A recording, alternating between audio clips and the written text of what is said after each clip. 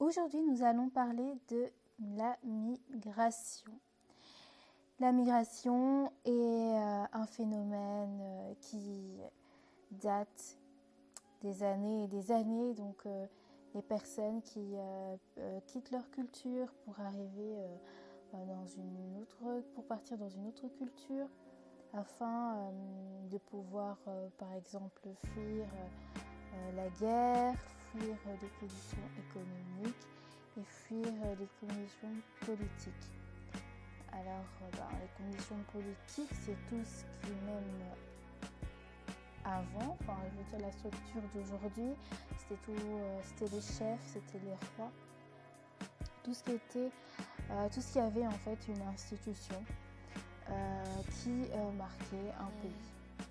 Qui parle de migration, parle de culture, de code, de valeurs.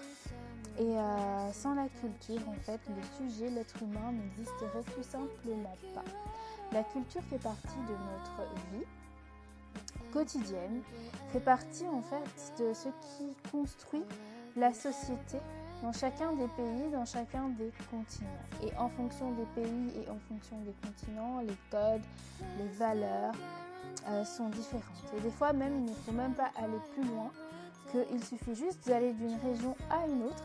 C'est déjà une migration, car d'une région à une autre, la culture, les codes, les valeurs peuvent être différentes aussi. La façon de fonctionner peut être différente. La langue peut être différente. Par exemple, il y a des pays où il y a plusieurs dialectes. Même dans une région, il peut y avoir plusieurs dialectes différents. Et donc, voilà qu'est-ce que c'est la migration. Donc, comme je disais, les causes, ça peut être politique, économique et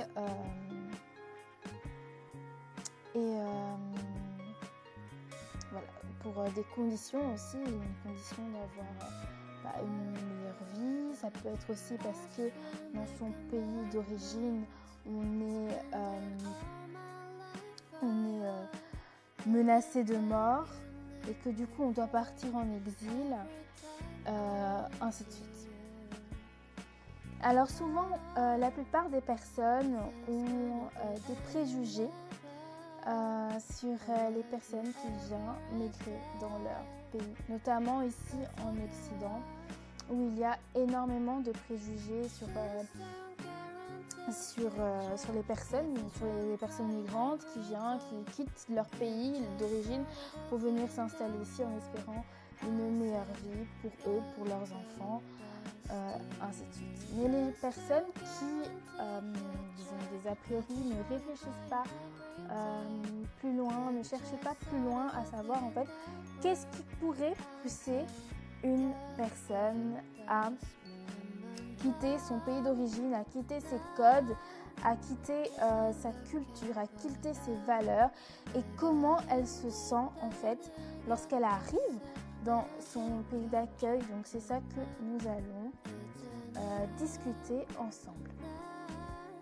Souvent nous avons des préjugés comme « Oh, s'il n'est pas content, il a qu'à rentrer chez lui. Hein.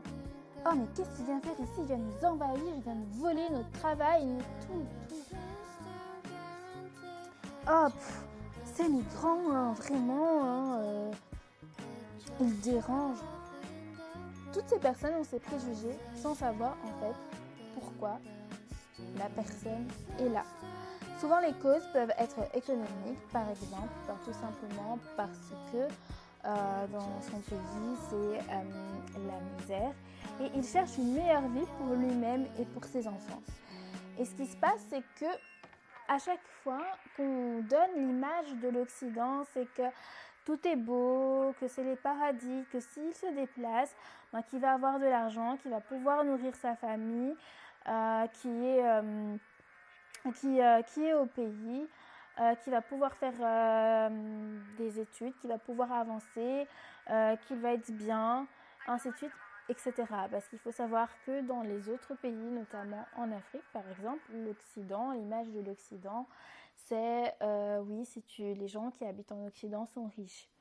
Donc Et donc, les personnes qui sont là, qui vivent dans la pauvreté, qui voient toute la pauvreté, veulent sortir justement de cette pauvreté.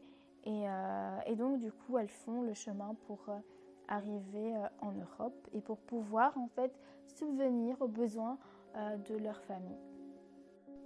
Certains, ça peut être politique, tout simplement parce qu'ils défendent des idéaux, des idées qui défendent ce qui se passe, qui dénonce les choses injustes qui peuvent se passer dans son pays. Et donc, il est menacé de mort. Et pour garder sa vie, il est obligé de partir. Deuxième cas, ça peut être à cause tout simplement d'un génocide, parce que il est chrétien. Il y a notamment le génocide des chrétiens. Il y a notamment le génocide lorsqu'il y a la guerre entre deux ethnies différentes, ou tout simplement lorsqu'il y a une guerre, des bombardements, comme on peut observer en Syrie. Il faut savoir que pour les personnes qui quittent en fait la guerre qu'il y a dans leur pays pour aller dans un pays plus calme et en paix, ils quittent tout simplement pour donner un meilleur avenir à leurs enfants en espérant quelque chose de positif. Il faut savoir que ces personnes-là, psychiquement, elles sont aussi détruites par les horreurs qu'elles ont pu voir à la guerre. Bon, maintenant, parlons un peu des migrants. Qu'est-ce qui se passe lorsque un migrant arrive dans sa terre d'accueil ? Tout simplement, il est en quête de subjective et d'identitaire. Donc, ce qui va se passer, c'est que tout va être bouleversé en lui. Il faut savoir que lorsqu'un migrant arrive, donc il a toute cette enveloppe en fait culturelle avec lui. Et en fait, le fait de migrer, ça va lui demander un changement en fait, parce qu'il va arriver dans un pays où les codes, où les valeurs sont différentes de la sienne. Donc, il va falloir qu'il s'adapte, mais aussi il va avoir un problème d'identité parce que dans son pays d'origine, il faut savoir que toute culture, elle participe à la construction psychique du sujet, de l'individu. Il y a toute son histoire familiale derrière. Et en fait, il s'est construit, donc c'est ce qui est toute son identité, et il arrive en fait dans un pays qu'il ne connaît pas, dans des valeurs qui ne sont pas les siennes, et il faut qu'il s'adapte à cette autre culture. Le souci, c'est que quand un migrant arrive, surtout ici en Occident,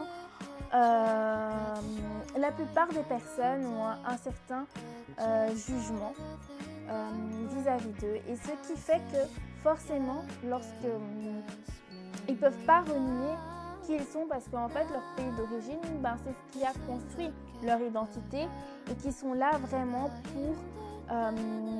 pour avoir une meilleure vie et essayer de s'adapter à la deuxième, et voir en fait comment la deuxième, donc le pays d'accueil, donc la deuxième culture peut interférer avec sa culture en fait de départ. Et ce qui fait à ce moment-là, lorsqu'il y a une migration, parce que la migration, il ne faut pas oublier que c'est un abandon, donc on abandonne en fait son pays, c'est un deuil, c'est une séparation, on abandonne sa famille. La personne, justement, il y a un sentiment de culpabilité, le sentiment aussi d'appartenance qui est fragilisé.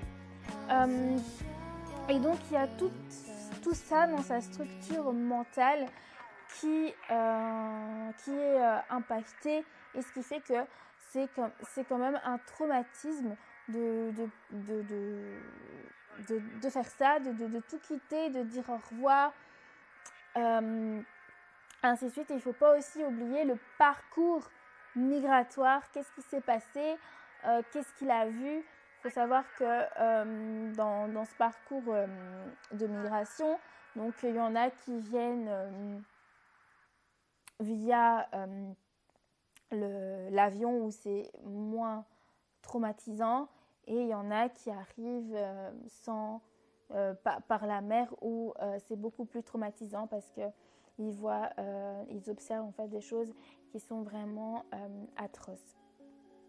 Et comme je disais, donc il y a vraiment tout ça qui est impacté en fait en eux, et c'est vraiment très difficile pour eux de trouver leur place, surtout que quand ils arrivent, ils ne peuvent pas travailler légalement. Généralement, quand ils se déplacent, c'est parce qu'ils veulent vouloir travailler, donc ils ne peuvent pas travailler légalement, ou lorsqu'ils travaillent, comme c'est pas légalement et tout, etc., et que certaines entreprises ont besoin de main d'œuvre, ils sont sous-payés. Ils sont sous-payés pour beaucoup d'heures. Donc il y a ça, ils doivent attendre. Donc pendant l'attente de leur papier, c'est vraiment quelque chose qui est horrible. Il y en a qui ont fait leurs études dans leur pays d'origine, et quand ils arrivent ici en Occident, il y a toute cette démarche d'équivalence. Des fois, il y en a qui doivent tout recommencer à zéro, et c'est pour ça qu'il y en a qui tombent en fait en dépression. Il y a aussi le fait qu'ils ne voient plus leur famille, que souvent quand ils arrivent, ils sont seuls, ils sont tout seuls, et ils doivent se débrouiller seuls, et ils ne peuvent compter que sur personne, alors que dans leur pays d'origine, il y avait leur famille. C'est tout, en fait, c'est toute leur construction qui a été faite, et là, en fait, elle se retrouve. Donc le migrant se retrouve dans un nouveau pays qu'il ne connaît pas, les codes et tout, etc. Et il y a aussi parfois le barrière de la langue, il faut qu'il apprenne une nouvelle langue, etc. Et donc c'est vraiment très difficile pour lui. Et il ne faut pas oublier qu'il est là au départ, tout simplement pour plusieurs causes que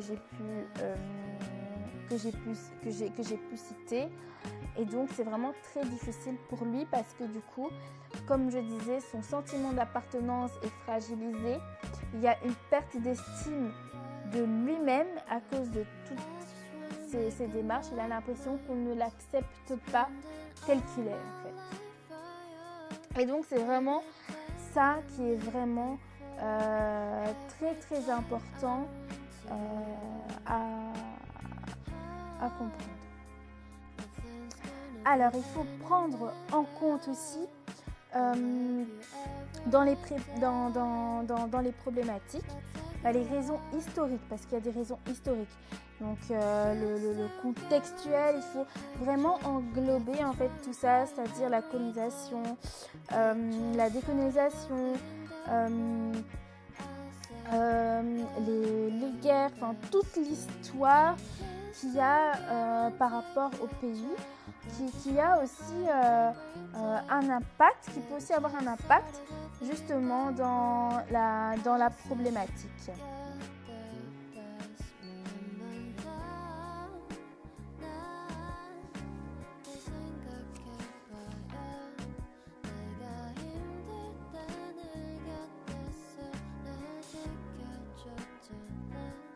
Donc il y a toute cette question de construction psychique, qu'il y a une question identitaire où tu as vraiment ce besoin d'appartenance qui est complètement fracturé. Il y a toutes ces réalités sociales et politiques. Et donc tout ça va faire comment la personne va se sentir et comment la personne elle va arriver à s'adapter à son nouveau pays d'accueil. Donc voilà, c'est fini en ce qui concerne le migrant, et j'espère que j'ai pu vous éclairer en fait par rapport à tout ça et à vous vraiment poser les bonnes questions par rapport aux personnes qui migrent, et que c'est pas facile pour elles de tout quitter, et surtout que la question du retour, elle se pose souvent quand ils arrivent déjà. Ils pensent qu'à une seule chose, c'est de pouvoir rentrer dans leur pays. Et donc, du coup, voilà, le prochain podcast, ce sera par rapport à la transmission. Je vous embrasse très, très, très fort et bisous!